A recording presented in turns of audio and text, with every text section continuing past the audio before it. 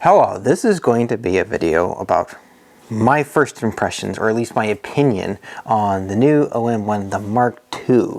Okay, what do I think of it, the feature set, and all that kind of stuff, and let's get into it. Now, I liked the OM1 so much that I bought two of them. Okay, I have two, and I needed one more battery grip.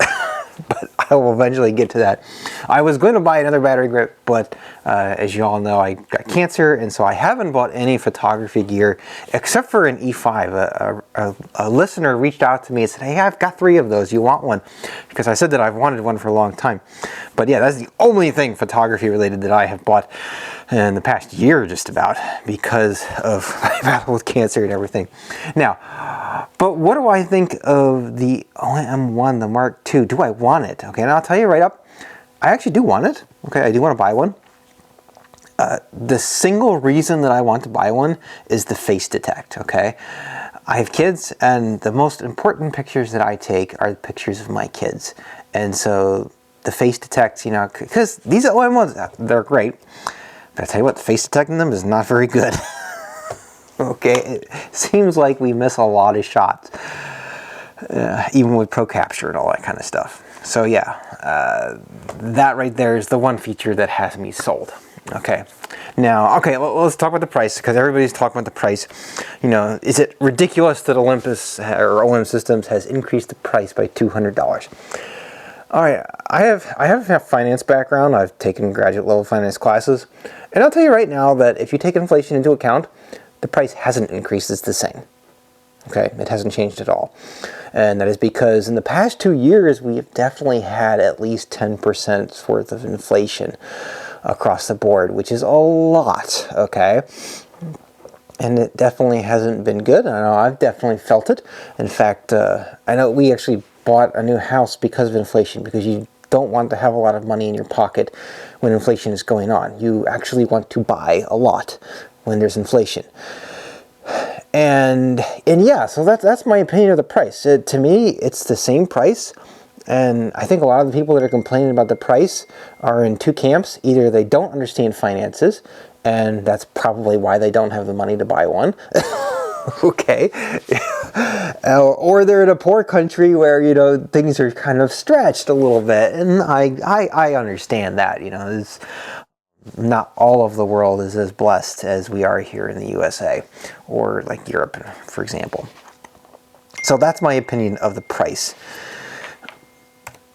Now, what do I think of some of the feature stops? I think, you know, one more extra stop of image stabilization, I really didn't think they could make it any better than it already is. The additional stop of the neutral density filter is really cool, because I thought that 64 was not enough. You know, I even figured out a little way with the Olympus workspace to actually extend it a little bit further. And I would be curious to see if with the new ND128 that we can have, I can extend it even further than that, by basically taking 3 images and kind of stacking them together with it. I actually did a video about it if you want to go back and look at my channel. And then, of course, another really cool thing is the blackout-free shooting experience, the viewfinder, which, you know, that has always kind of been a little bit of a nuisance. And, you know, it got better with the EM1X, and the OM1 has even gotten better. And to see it improve even more, I think is great, because I'll tell you what, like if you have a viewfinder that blacks out on you, it kind of makes it hard to keep up with the action that's going on while you're taking pictures. Now, of course, the bigger buffer, that's pretty cool. I'm actually pretty happy about that.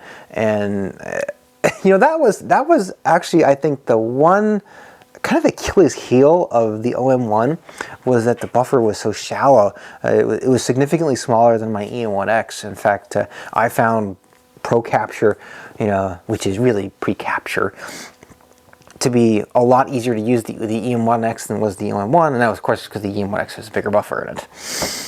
Now, high-res shot mode, of course, it's 14 bits now. That's pretty cool. I am disappointed that there are absolutely no astrophotography features in this camera. I was really thinking they were going to come out with Astro Tracer type feature where it would track the sky, but they didn't. You know, they have a patent on something, so clearly they're working on something, and they've updated the patent. But yeah, you know, it's, come on, guys, you know. I would really like to see some new features. I already think these cameras are kind of the best cameras to start with if you already have a camera in astrophotography, but at the same time, you know, I'd like to see some additional features. Let's keep the ball rolling, so to speak. So, yeah, overall, like, am I going to buy the camera? I think I eventually will, but I'm going to do it after I'm done with my cancer battle, because I am stage 4, and that's kind of serious. Technically, I could die from this, and I don't want to leave my wife with a whole ton of brand new camera gear that she has to offload on eBay. So, yeah, and that's kind of really all I've got to think about it. Like I said, I don't have one yet, and maybe I will get one to try from Olympus or OM Systems, we shall see. But I do intend to buy it. I do think it's a worthy upgrade. I think that if you look at the spacing between the OM1 Mk2 and the OM1 Mk3, there was a 4-year gap between them. You know, the number of features that the OM1 Mk3 added was about the same as this Mark II version, and given that this came only 2 years later, that's kind of cool that they've kind of sped things up a little bit, so to speak. You know, I do miss the Olympus badge on the viewfinder, but, you know, I got to get over that eventually. All right, so there you go. There's my thoughts.